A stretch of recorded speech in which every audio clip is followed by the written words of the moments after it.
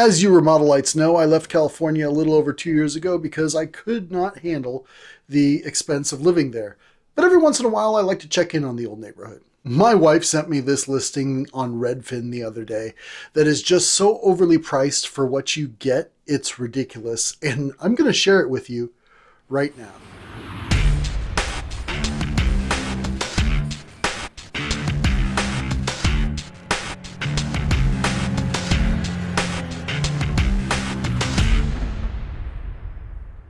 I'm Dave with Remodel Media, and since 2005, I've been helping people put together kitchens, baths, outdoor kitchens, and various other home renovation projects. I'm on a mission to eliminate remodel regret, and I do that by bringing you the latest tips, tricks, and products for your home remodel. So if you're new here, follow along. We'll have some fun. This listing is located at 753 West 6th Avenue in Escondido, is listed for $599,000. That's over $500,000. Do you want to know how big that house is?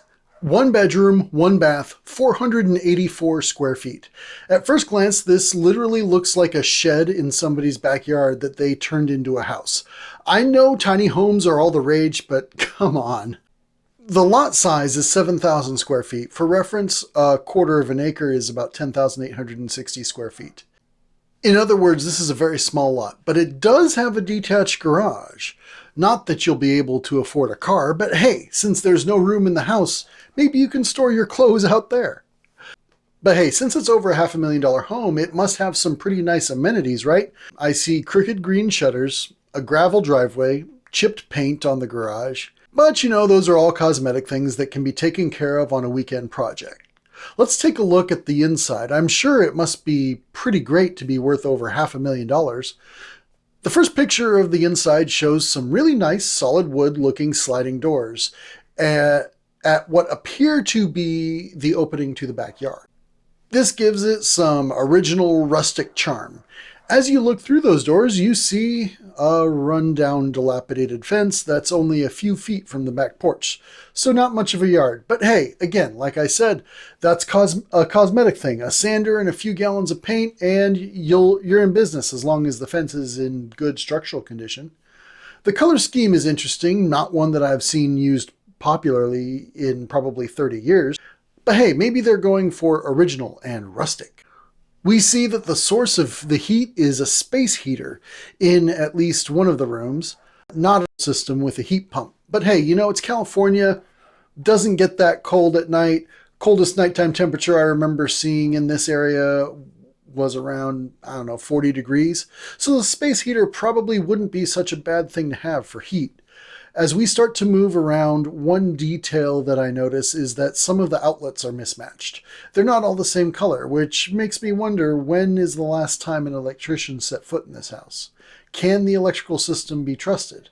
Again, on the surface, it seems like just a cosmetic thing. And here we're getting into the kitchen. We've got a gas stove that's far too small for the space, that looks like either a 20 or a 24-inch wide range inside of what appears to be a 30-inch space. Not to mention the fact that this range looks like something that was purchased in 1988. Okay, I kind of like those wood shutters that open and close. That's pretty cool. Definitely very eclectic. And these have to be some of the most interesting cabinets I've ever seen. They're not a full 24 inches deep at the bottom, but maybe they are on top. I don't know. If you've ever seen a cabinet like that, let me know in the comments below where you saw it. This is the first time in my career I've ever seen cabinets like this. The faucet is a pretty standard kitchen faucet, nothing to complain about normally, but again, this is a $500,000 home and I don't even see a side sprayer. The sink is a porcelain enameled pressed steel sink basin, which is nice, with a hootie rim attached, dropped into what appears to be a tile countertop. One of the key concerns I have about the windows in this house is they all appear to be pretty original, which tells me that in an area known for its extreme heat, these are probably not well insulated, probably not Title 24 compliant in California, which means your energy bill is going to be through the roof.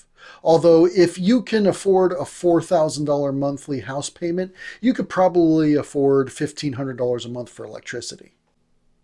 In the shower, decent tile work, nothing wrong with it. A shower curtain. a single handle pressure balance shower valve with removable hand shower. All these things are fine.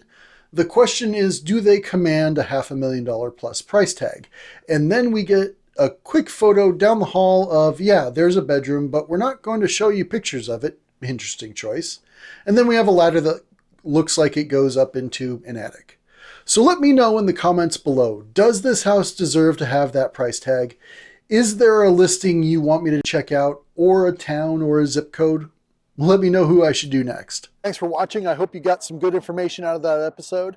Go ahead and click here for more videos. Go ahead and click here to subscribe.